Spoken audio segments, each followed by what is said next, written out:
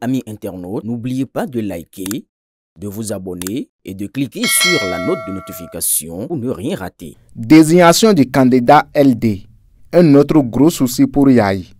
Les trois pôles de financement totalement opposés. Chacun conditionne son argent à sa préférence. Le président Boni Yahi a plus de problèmes que l'Ukraine et la Palestine réunies. Il n'arrive pas à résoudre cette équation à trois inconnus au sujet de la désignation du candidat du parti Les Démocrates pour la présidentielle de 2026. À l'exigence du bailleur principal qui ne veut pas s'amuser à jeter de l'argent dans un fossé synonyme d'un choix par Yahi, des candidatures farfelues, c'est Lomé qui hausse maintenant le ton. La position de l'ouest du Bénin dénote d'un manque total de confiance en Yahi. Et pour ce faire, il exige que ce soit son candidat. Malheureusement, la personne recommandée est en rupture de banc avec le parti pour avoir été récemment écarté de la liste aux dernières élections législatives.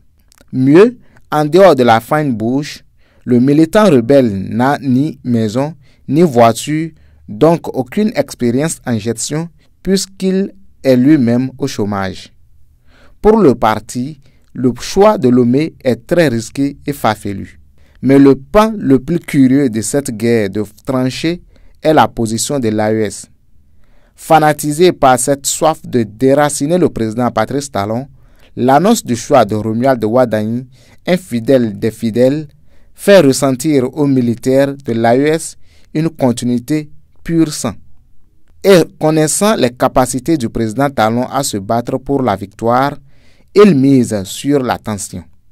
Un candidat qui ne remplit pas les critères, mais que Boni Yahi devra désigner pour annoncer le chaos.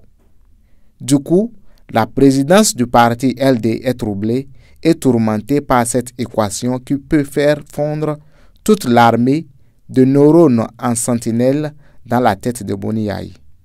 Le parti LD a donc de gros problèmes pour désigner son joker. Et la suite menace d'être plus compliquée.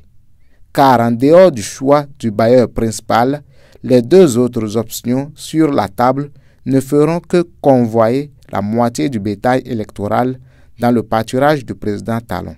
Les Béninois ne veulent pas de violence et ceux d'entre eux qui rejettent la continuité de la dynamique Talon, l'option de Lomé paraît farfelue face à Romuald Wadani. Le jeune n'ayant rien produit dans sa vie, il sera devant l'acteur du développement, Wadani, comme un mécanisme sans cerveau. Affaire à suivre. Aboubakar Takou.